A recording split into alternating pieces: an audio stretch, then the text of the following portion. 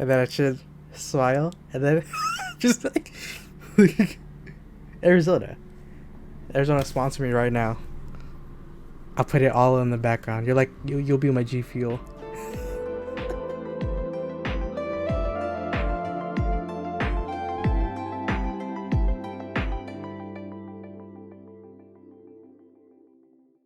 Hi, welcome back to Obvious Casting Couch. I'm your host, OG Mudbone, and today we're gonna be talking about the Kenobi series. So just gonna be talking about my background right now. This is the starter right now. It'll be going further. We're gonna change it up a little bit. So yeah, here's for the occasion. Here's my Ahsoka pop right here. I love that Ahsoka pop, and don't mind my bed on the side there. Don't mind that one. So yeah, we're gonna be talking about Kenobi series, and we're gonna see where it goes from there. So yeah, my general thoughts on Kenobi. I think it's fine. It's really good. I think what they set up right now is really great at the moment. I really like what they're doing. I like what they're doing with everything in the show right now from the beginning. I think it's really good. I'm gonna be talking about spoilers, so if you haven't watched Kenobi, go watch it right now. Go watch it somewhere. Go watch it. Go watch it right now, because I'm gonna be talking about spoilers. I'll be talking about some of the implications of the show, and yeah, let's talk about it. I'm gonna go through my pros and cons of this series so far. So yeah, let's go into it right now. Let's see what I wrote from the pros. Also, before before I say anything, this is really good. This is like, and then I should smile, and then just like Arizona. Arizona sponsor me right now. I'll put it all in the background. You're like you'll be my G Fuel. So let's talk about the pros, yeah? So let's talk about the first pro. The first pro I want to be talking about is Ewan McGregor. If I look into the side a lot, it's because I have my notes with me. So my notes are in the side in the second panel of my screen. So yeah. So the pros. Let's talk about Ewan McGregor. Ewan McGregor is doing a fantastic job. I love his performance as Obi-Wan. It's just iconic. You just love him as Obi-Wan. He's so iconic. His lines, hello there, and all that. It's just so fun. I really like what he brings to the character. And yeah, I'm so happy he's back and doing Obi-Wan again in this different interpretation of him. We haven't really seen this side of him. I mean, in Rebels, we did kind of see a side of that when he faces off against Darth Maul for the last time. If you don't know, in Rebels, Darth Maul and Obi-Wan go against each other again for the last duel, and lo and behold, Obi-Wan wins and Darth Maul loses. But yeah, that's really, if I could recall, any time we really seen Obi-Wan in that exile state. So I really like they're really going into exploring what it's like for him to be in exile and the dire nature of his situation and the hopelessness too. And I think Ewan McGregor does a great job of portraying this interpretation of Obi-Wan. So I really like that. What else? Young Leia. Oh my gosh, really good. She really brings the fire and feistiness of what Carrie Fisher brought to the role in episode 4 through 6, and yeah, also 7 through 9. Props to the child actor who's playing Leia. Very good job. Very good job. What else? The cameos. The cameos are so fun. I love the cameos they're doing in this show. And I also wrote it's kind of like subtle world building when you think about it. Like being very subtle with the world building. Let's talk about the first cameo I want to talk about. Kumail Nanjiani. Kumail Nanjiani. I did not know he was gonna be in this show. So I think it was such a pleasant surprise to see him here. And I really like the role he's playing too. He's like this Jedi scammer. He's like scamming these people for their money. And he's scamming people, making them think he's a Jedi, and then give them transport. I believe it was like transport.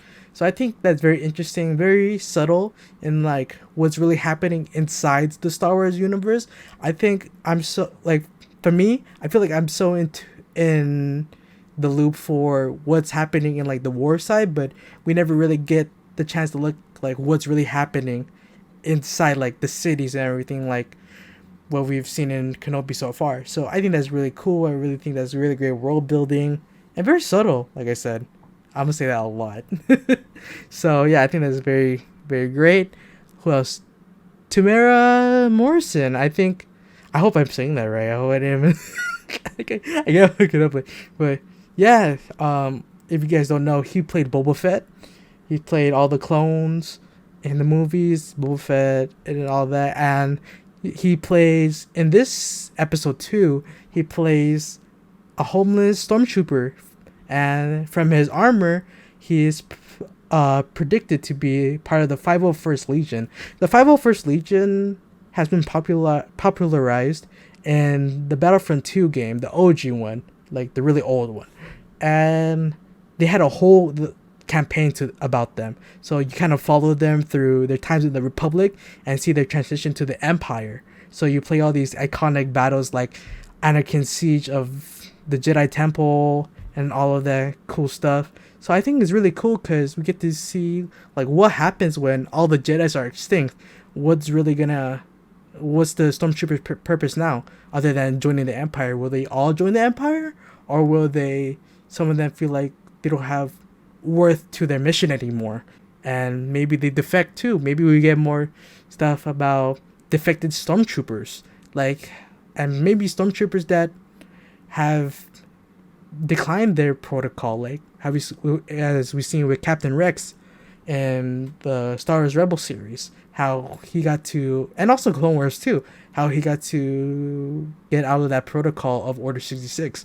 So I think that's really cool. I think there's a lot of world building to what not all stormtroopers fall to the Empire. Some of them have paved their own path, and some of them unfortunately did not get to live in prosperity, and it's kind of sad in a sense. So yeah, I think cool cameo and some great world building as well when you kind of look deep into that. Jimmy Smith, he plays Bail Organa. He's played Bail Organa in the I'm sorry, I gotta get the water. Look how much water I have. Bail Organa, he plays Bail Organa in the prequel trilogy, and he's such a welcome addition. I love Jimmy Smith. If you haven't watched Dexter, he's so great in Dexter.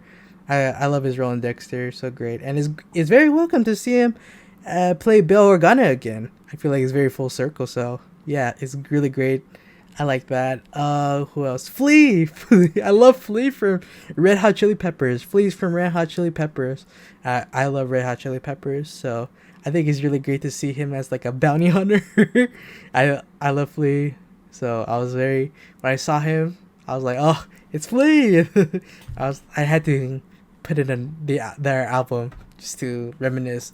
I love their album. I always listened to it back in high school, so great cameo. So I was pleasantly happy. One last pro I'm going to be talking about is the performances. I think everyone's just doing such a great job in this series so far. And oh my gosh, can we talk about that Order 66 scene? So great. I am a sucker for more Order 66 scenes. Just stormtroopers raiding the temple. And I feel like they kind of fixed this argument where people are like, oh, they're Jedis, how are they dying from stormtroopers? How are they dying from stormtroopers? They're all dying from stormtroopers. I think they kind of fixed it by having that really nice, really awesome long shot. I really like that. Is that it's so tiring. You can see the Jedi master. I'm not gonna say master. I'm gonna say knight maybe. I'm not sure with the lore. I'm gonna say Jedi Knight to be safe. But yeah, you see the Jedi Knight with that long shot trying to protect the younglings, and see how hard it was to just protect them, really, and how much cardio it was just to swing that lightsaber. And that lightsaber is probably really heavy. I think it's really heavy. In canon, it's really heavy. So imagine just swinging that lightsaber, just going crazy with it. So yeah, I think it's really cool they got to kind of solve that problem that the community has thought about. And yeah, it helped me answer that question in my head. So yeah, I really like that. I really like it. And that long shot, oh my gosh, so beautiful. You see all of these clone troopers and everything, and I just love that you could just see everything, like the whole Order 66 operation going like ahead and everything, and how the amount of mayhem that was happening in this era of Star Wars. And like it shows you, yeah, this is why Order 66 was like the craziest era, the craziest moment in Star Wars, is because of how hectic it was. So yeah, I think it's really great that we got to see that. Yeah, I think that's all my pros for there. Now let's talk about some of the cons of this first episode and the second episode. I wrote it can be kind of goofy sometimes. It can actually be kind of goofy. I wrote two scenes. I wrote the Leia chase scene. These guys are supposed to be like, supposedly like good bounty hunters, or I don't know if they're bounty hunters or pirates, like space pirates, but it's kind of goofy that they're supposed to be like trained and they're supposed to be doing all this. They did all this work before, and like they can't catch little Leia. Like I think that's kind of goofy, and how they like just kind of dragged on the chase scene. I think they could have just shorted that a little bit and like just kind of, you know, just get more scenes of just Obi-Wan just figuring himself out. So yeah, I think that scene was kind of like dragged on for too long, or I think it should have been like ended like in 2 seconds or like 3 seconds. So yeah. What else I wrote? Oh my gosh, I wrote the "You can't escape him" line. So Riva is one of the Inquisitors, one of the characters, and she's like an Inquisitor, and she has this really awesome line. It's in the trailer as well, and she says, "You can't escape him," referring to Darth Vader, and I really like that line. I thought we're gonna see her like really say that and be like all cool and shit when she says that. I was like, ooh, I can't wait for that shot. And then when you see the show, she's like running, saying that she's like, "You can't escape him." Like, it just reminds me of like Tobey Maguire when he was trying to chase the bus. He's like, "Stop the bus!" in like Spider-Man 1. So I thought it was just kind of goofy how they placed that line while she's running so goofy. So I thought it's like it was having that like comedic moments when it wasn't supposed to be comedic. But yeah, what else I wrote? Oh yeah, it doesn't really look good as Mando. Mando was so great. It's so beautiful to look at and everything.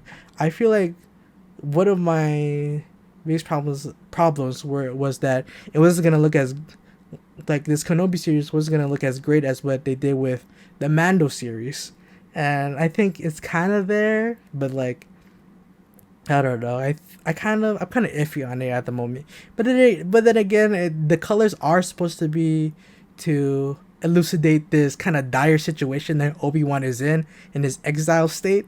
So I think it kind of fits to what the story of Obi-Wan is and where he is at the moment. But I don't know. I wish they could have just made it look like better, but I do love what they do with the cityscape too, like when they go into that district and you see all of those types of those people and characters. I think that's really cool. I think that's really great. I wish we just got more of like that, just where like getting more weird and seeing like more of the population of Star Wars, like the more of the civilians, more of just in like these cityscapes. So yeah, it can look kind of better, but I'm giving the benefit of the doubt of having really cool worlds to discover. So I hope we get to discover more worlds in more episodes. So yeah, that's one of my biggest gripe. What else? And there's a part that I pinpoint kind of a lot, and I'm kind of like indecisive on it if I should really put it as a con. So it's the part where Leia gets captured, and Bail Organa, the father of Leia, says, "Oh, you also have a duty to Luke's sister as well." And in my head,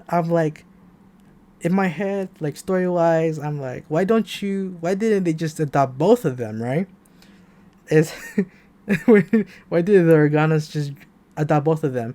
And then when I kind of think about it, when you look deep into it, it's kind of like, oh, because they're both force sensitive. If they're both force sensitive, they're gonna be detected easily. But like, I don't know. I'm gonna put that in the I'll put that in the indecisive. I put that in indecisive. How about that? Indecisive. But yeah, overall, it's not a bad start to the series. I don't. A lot of people are not liking this series, and I'm surprised. I think it's okay series. I think we're just starting and stuff. I think we're really. This is really just gonna be built up to the whole fight between Vader and Obi-Wan, that second rematch, and then kind of fix that line that Vader said in episode 4. And to rehash that line, he told when Vader and Obi-Wan fight each other in episode 4, Vader says, "When I left you, I was nothing but a learner." But the thing is that Obi-Wan in episode 3 left Anakin. So I think that's really what they're doing at the moment. So I feel like if I have to make a prediction, it's gonna be Obi-Wan versus Vader, and it's gonna come to somewhat of a tie. I don't think Obi-Wan or Vader's really gonna win this battle.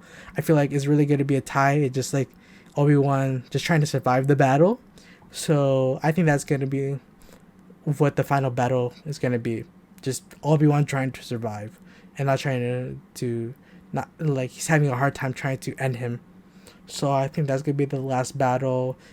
And yeah, I'm staying really optimistic. I'm very confused about why people are really happy with the series so far. I'm being very optimistic with what this show is gonna pull off. Really great cameos and really cool world building as well. So I'm really just staying optimistic. I'm gonna give this maybe I'm like leaning a 6 or 7 out of 10 at the moment. So yeah, just to be optimistic. I feel like we're gonna get. I just want more. I feel like I'm missing something. I hope this series really builds on to Obi-Wan's psyche and his mental state at the moment during this whole era of the Empire rising and everything. So let's just be optimistic. I'm just gonna give this a 6 or 7 out of 10. Let's just be optimistic. Let's have fun with this series. Let's just be happy that Ewan is back in this role, and he's doing a pretty good job too. So yeah, that is what I think about the series so far. So yeah, next topic. Since we have some extra time on the table, let's talk about some of the stuff that has been announced in Star Wars Celebration. So let's talk about the first thing I want to talk about is the new Star Wars Jedi Fallen Order sequel. I think it's called Jedi Survivor.